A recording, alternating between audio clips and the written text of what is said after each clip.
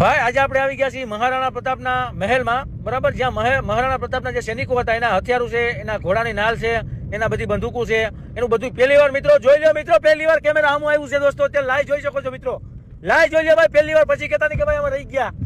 દોસ્તો જો એનું આમ જો તમે ઢાલ ને તલવારનું નામ જો બાકાજી કયો ભાઈ, જોઈ લો ઓરિજિનલ. એવું નથી કે ભાઈ નવી બનાવી નાખી, આ બધી ચમકદાર છે એટલે ઘણાને એવું લાગે કે નવી બનાવેલી, ભાઈ ના, પાલિશ કરીને રાખી છે. પાલિશ એટલે એમાં કાચ કાગળ ને બધું એવું માર્યું, મશીન મોટર વાળું આવે ને કે ગ્રાઇન્ડર કહેવાય મશીન, એટલે નવા જેવું દેખાય. કોઈમાં કલર માર્યો પણ છે જૂનવાણી વસ્તુ.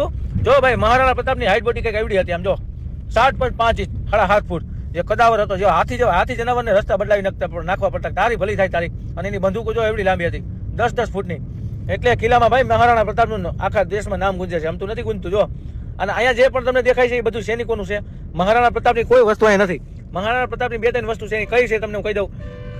કેળની કટારી છે, પછી નાના મોટા ભાલા છે, એ મહારાણાના અહીંયા મૂકવામાં આવ્યા છે. બાકી બીજા મ્યુઝિયમમાં રાખ્યા છે, બરાબર, આગળના મ્યુઝિયમમાં. અત્યારે તમે જોવો છો ચિત્તોડગઢનું મ્યુઝિયમ છે. આમ જોઈએ તો ઘણી જગ્યાએ મ્યુઝિયમ છે, 2-3 મ્યુઝિયમ રાખેલા છે.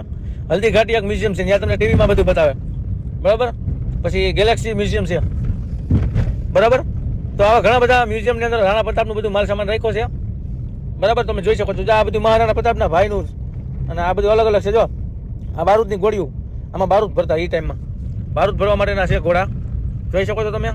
મહારાણા પ્રતાપ જે પણ વસ્તુ હલ્દી ઘાટીના યુદ્ધમાંથી જે નીકળી અહીંયા રાખવામાં આવી છે ભાઈ. જે આ બધું હલ્દી ઘાટીમાંથી યુદ્ધમાં મેદાનમાં નીકળ્યું બધી વસ્તુ, આ ઢાલ નીકળી, તલવારું નીકળી. કેવો સમય છે, કલ્પના કરો. ઈસવીસન 1547માં યુદ્ધ થયું હતું, 4 કલાક યુદ્ધ આવ્યું હતું. એમાં 48,000 સૈનિકોના મોત થયા હતા, જેમાં બાબરની સેના હતી અને અડધી રાણાની સેના હતી. રાણાની સેના નકરા આદિવાસી લોકો જ હતા, કેમ કે રાણો પ્રતાપ ખુદ આદિવાસી ભેગા જંગલમાં રખડી અને મોટા થયા હતા. કારણ કે એને કોઈ જાતનું અભિમાન નહોતું, કોઈ જાતનું કાંઈ હતું નહીં. પોતે જંગલમાં જ રહેતા અને જંગલમાં પાન ભૂસા ખાય અને મોટા થયા છે. નથી એને હરખું જિંદગીમાં કાંઈ ખાધું આપણા દેશને આઝાદ કરવામાં.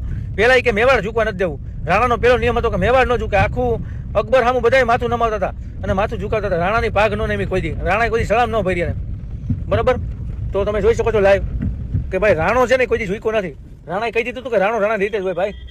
તો આ રીતે એને જીવન જીવું હતું, એટલે અત્યારે દેશમાં અને દુનિયામાં એનું નામ છે.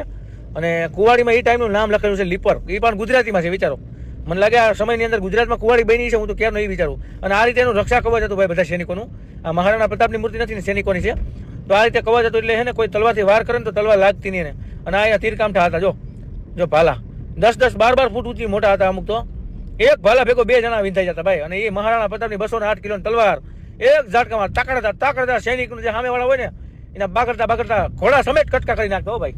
એવડી તાકાત અને એવું કદાવર ને એમ થાય કે હાથી જેવા હાથીને રસ્તા બદલાવા પડતા. અને વાઘનું તો જડબું ચીરી નાખ્યું.